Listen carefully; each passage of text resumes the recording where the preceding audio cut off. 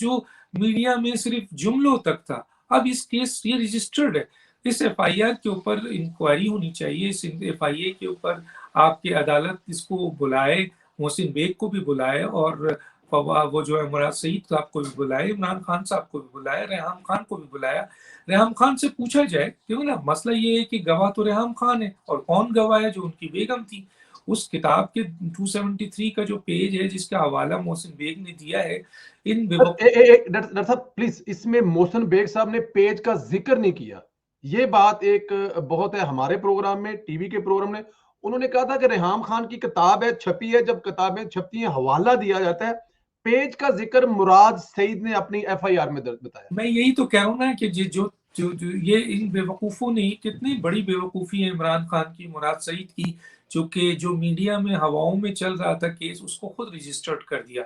अब आप ये सोचिए कि जी ये एफआईआर कटा है, एफआईआर उस वक्त खत्म होगी जब इस पे इन्वेस्टिगेशन होगी, और इन्वेस्टिगेशन के बाद अदालत ही एफआईआर को खत्म कर सकती है ना। तो अदालत बुलाए फिर मुराद सईद को, बुलाए मोहसिन बेग साहब को, बुलाए रेहाम खान को, बुलाए इमरान खान साहब को।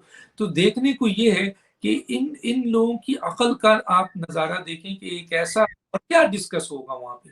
सोचें आप, क्या डिस्कस होगा, क्या बात हुई है वहां पे, किस बुनियाद पर रजिस्टर्ड किया गया है। वो जुमले जब वहां पर डिस्कस होंगे तो कितनी बड़ी शर्मिंदगी का मुकाम होगा कि एक मुल्क का वजीर जो नंबर 1 आया है, उसके उसके किस बुनियाद पर, कौन से कारनामे के बुनियाद पर सवाल उठाया गया है, और उनका 273 पेज पे या रेहाम खान ने क्या जिक्र किया था। और इसी तरीके से इमरान खान जो इस मुल्क इस्लामी जमहूरियत पाकिस्तान के वजीर आजम है, उनके बारे में जब वहां पर डिस्कस होगा कि उन्होंने क्या फेल ऐसा किया था जो मरियम नवाज साहबा ने अपनी किताब की जीनत बनाया और लिखा। वो तो जिंदा है, बुलाए, उनको भी बुलाया जाएगा। जाहिर है वो गवाह तो वही है ना, उनको बुलाया जाएगा। तो अब ये केस रजिस्टर्ड करके इन कम अकलों ने, मैं तो कम अकल कहूंगा, कि एक ऐसी चीजों को जिसको जानबूझ के हवा नहीं देना चाहिए, उसको तरफ देखना नहीं चाहिए। ये अल्लाह का मुकाफात अमल है। ये देखें, इंसान से गलतियां कराई जाती हैं।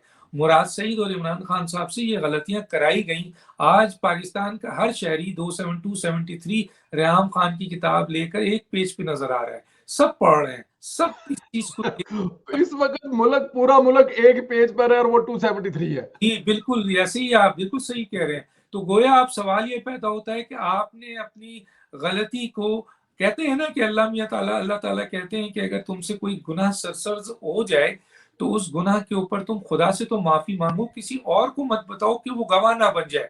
फिर अल्लाह ताला के लिए माफ करना भी बड़ा मुश्किल हो जाता है कि इसका तो गवाह पैदा हो गया है। तो तुम तो पूरी कौम को गवाह बना लिया तुमने, एफआईआर कटवा के कि ये फेल है। अब इस फेल के ऊपर अगर फर्ज कीजिए कि गवाह आएंगे, सबूत आएंगे, और इमरान खान को बुलाया जाएगा, और फिर मेडिकल टेस्ट होगा, और पता नहीं क्या कुछ होगा, तो आपने तो खुद अपने पांव पे कुल्हाड़ी मारी, आपने तो इस केस को खुद रजिस्टर्ड कर दिया।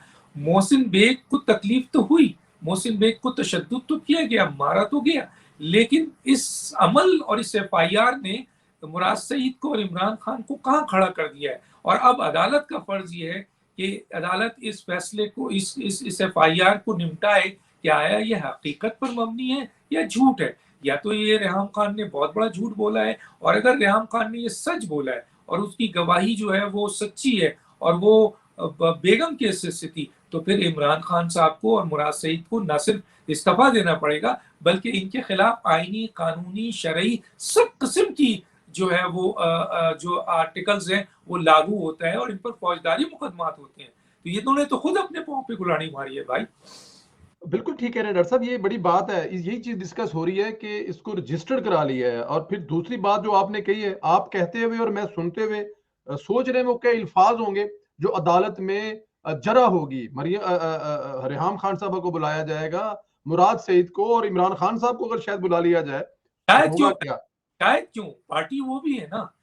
आप 273 पढ़े ना, पार्टी क्या है, वो क्या कह रहा है। 273 के ऊपर डिस्कशन होगा ना। जी।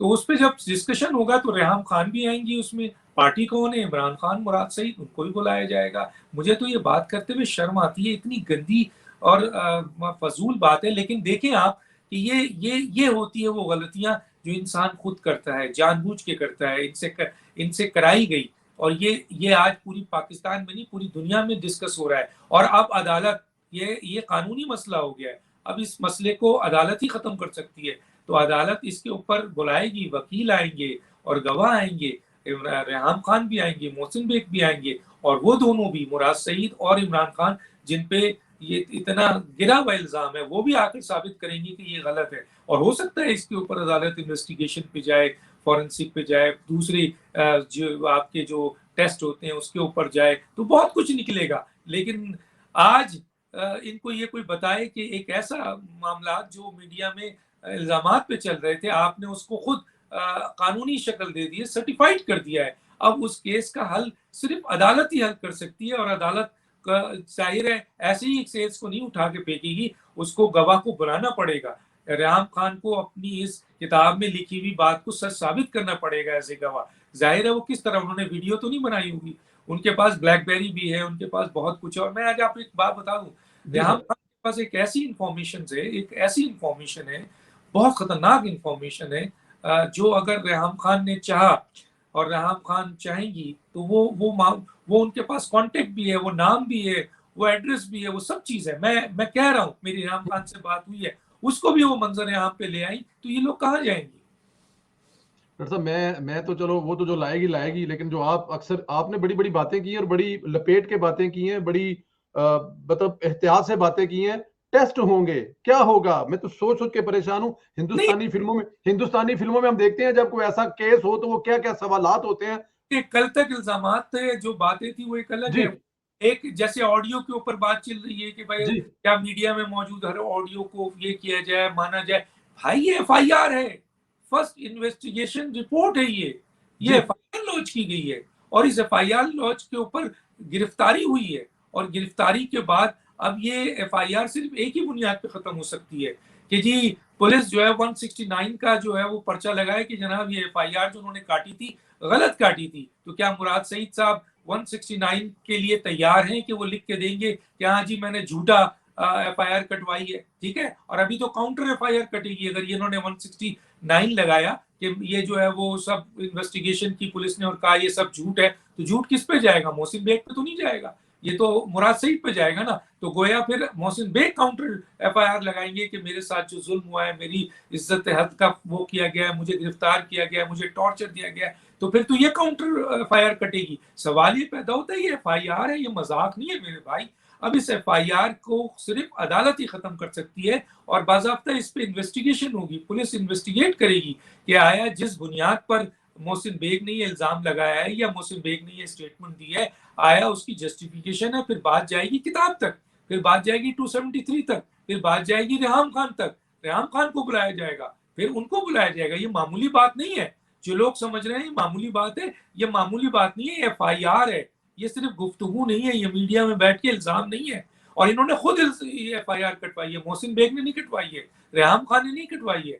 तो चुनांचे जो एफआईआर कटवाता है उसको इस वो अगर इससे पीछे हटेगा तो उस पर केस बनता है, उस और पर केस बंद।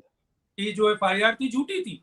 तो कहने का मतलब ये है कि रेहाम खान भी जिंदा है, मोहसिन बेग भी इस वक्त कस्टडी में है, इमरान खान भी मौजूद है, और आपके मुराद सईद भी है, और ये एफआईआर भी मौजूद है, एफआईआर जिंदा है। एफआईआर को आप या हम बदल नहीं सकते हैं, ठीक है ना। तो अब सवाल ये पैदा होता है कि जज इसको खत्म कर सकते हैं, और जज किस तरह खत्म करेंगे? ऐसे नहीं कि उठा के फेंक दे कि नहीं ये फजूल चीज है। नहीं भैया, ये एफआईआर है, इसके ऊपर जिसने कटवाया है या तो वो माफी मांगे और पीछे हटे और कहे कि जी हाँ सब चीज सही है और मैं गलत भी हूँ, या मैंने झूठी एफआईआर लिखाई है। और अगर एफआईआर मैंने सच्ची लिखाई है तो फिर इसकी इन्वेस्टिगेशन हो कि मोहसिन बेग ने क्या जुमला कहा था, क्या कहा था, क्या किताब में लिखा है, और मुराद सईद ने 273 का हवाला क्यों दिया, और 273 किसकी किताब है और किसने लिखा है और क्या लिखा है, उसको बुलाओ, वो गवाही दे कि आया ये सब चीजें सही हैं और कौन लोग इन्वॉल्व थे। तो फिर इमरान खान को बुलाया जाएगा, मुराद सईद को बुलाया जाएगा कि बताइए भाई आपकी बेगम ने ये इल्जाम लगाया संगीन किताब में, और आपने इसको